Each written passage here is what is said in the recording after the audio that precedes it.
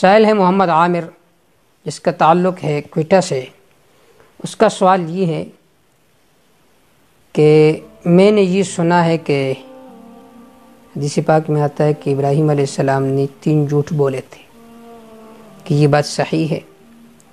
اور قرآن مجید میں تو ابراہیم علیہ السلام کی صفت یہ ہے کہ انہ کان صادق الوعد، وہ وعدوں کے سچے تھے، صدیقا نبیہ، سچے پیغمبر تھے۔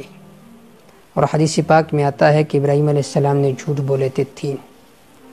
تو اس کا جواب یہ ہے کہ حضرت ابو ہریرہ رضی اللہ تعالیٰ عنہ کی روایت ہے کہ ان رسول اللہ صلی اللہ علیہ وسلم قال لم یکذب ابراہیم الا 3 کذبات، کہ ابراہیم علیہ السلام نے 3 ایسے باتیں ذکر فرمائی تھی جس کا ظاہری کچھ اور معنی تھا اور باطنی معنی کچھ اور تھا۔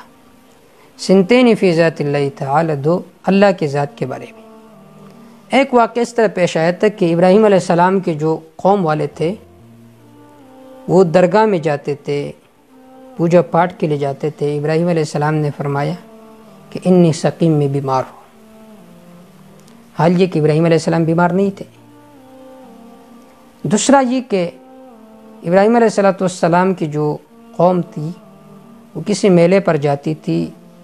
ابراہیم علیہ السلام کو کہا کہ آپ آ جاؤ، انہوں نے کہا نہیں میں نہیں جا سکتا۔ ابراہیم علیہ السلام وہاں پر ٹھہرے اور قوم چلی گئی۔ ابراہیم علیہ السلام نے ان سب بتوں کو توڑا، اور جو ان میں سے بڑا بت تھا وہ کھلاڑا اس کے سر پر رکھا، اس کے کندھے پر رکھا۔ جب قوم آ گئی کہنے لگی کہ ہماری بتوں کے ساتھ یہ کام کس نے کیا؟ تو ابراہیم علیہ السلام نے فرمایا بل فعلہ کبیرہم، بلکہ ان کے بڑے نے یہ کام کیا۔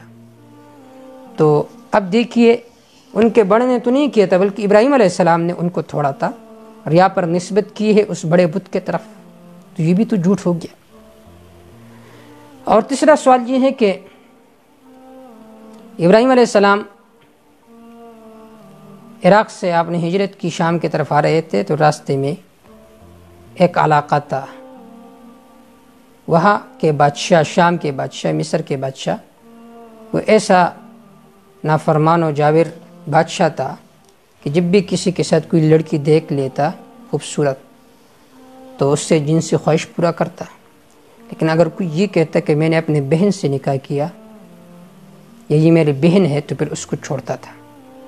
جب ابراہیم علیہ السلام آئے، ابراہیم علیہ السلام سے کہا گیا کہ اس طرح بادشاہ ہے۔ ابراہیم علیہ السلام نے اپنی بیوی حضرت سارہ سے فرمایا کہ انک اختی فی الاسلام، آپ تو اسلام کی دیوار سے میرے بہن ہے، لہٰذا اگر وہ سوال کرے تو ہم کہیں گے کہ یہ ہماری بہن ہے۔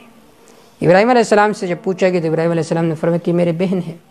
پھر بھی بادشاہ نے جب حضرت سارہ رضی اللہ تعالیٰ کو دیکھا تو اس نے گناہ کا ارادہ کیا۔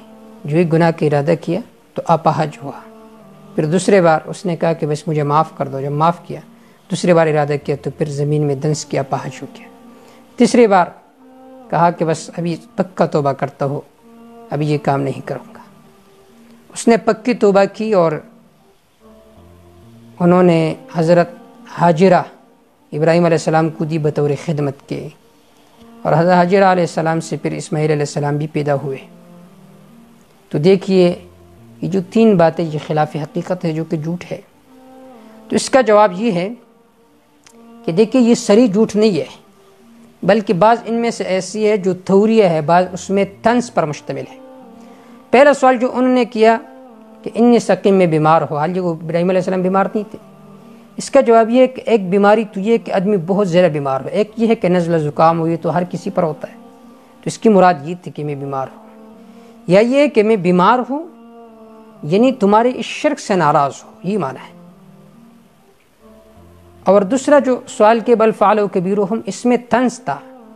طنز یہ تھا کہ تم ان کو پکارتے ہو، ان کی عبادت کرتے ہو جو اپنی بتوں کو نہیں بچا سکتا، تو اسی نے تو یہ کام کیا ہوگا۔